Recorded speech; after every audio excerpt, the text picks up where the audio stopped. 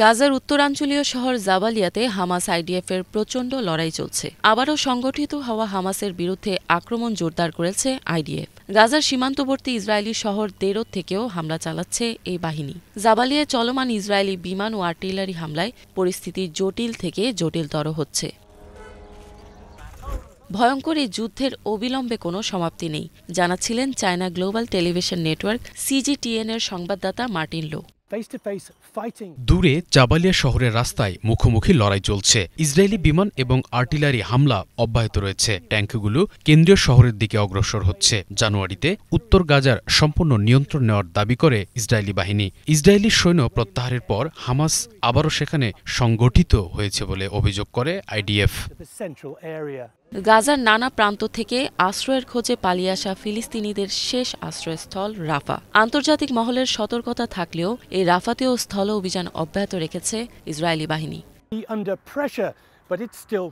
ইতোমধ্যে 1,50,000 বেসামরিক লোকদের সরে যাওয়ার নির্দেশ দিয়েছে আইডিএফ। হামাস চাপের মধ্যে থাকলেও তারা এখনও তাদের লড়াই অব্যাহত রেখেছে। শহরের ভেতর যুদ্ধ চলাকালীন সময়ই জাবালিয়া থেকে ইসরায়েলে একাধিক রকেট হামলা হয়েছে।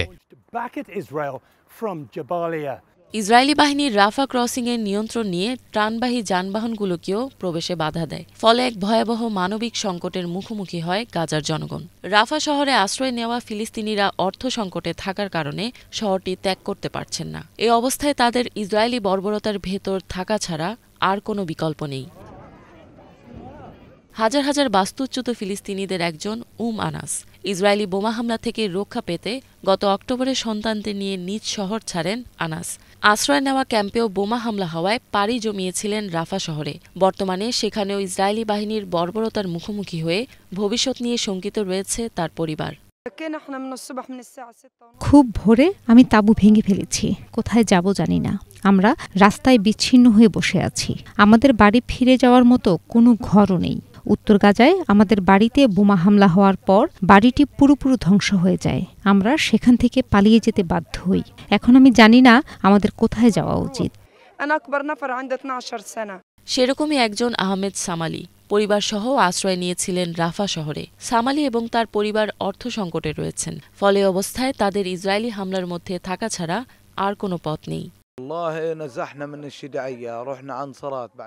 আমাদের যাত্রা শুরু হয় সুজাইয়া থেকে। এরপর নুসেইরাত উদ্বাস্তু শিবির এবং পরে খান ইউনিসে চলে আসি। এখন আমরা রাফাতে আছি। শুরুর দিকে আমরা কিছু সাহায্য পাই। আমাদের সাথে সামান্য অর্থও ছিল। এখন আমরা এখান থেকে সরে যেতে পারছি না। এমন নয় যে আমি চাই না, আমাদের কাছে পর্যাপ্ত টাকা নেই। এখানে পরিবহন খরচ অনেক বেশি।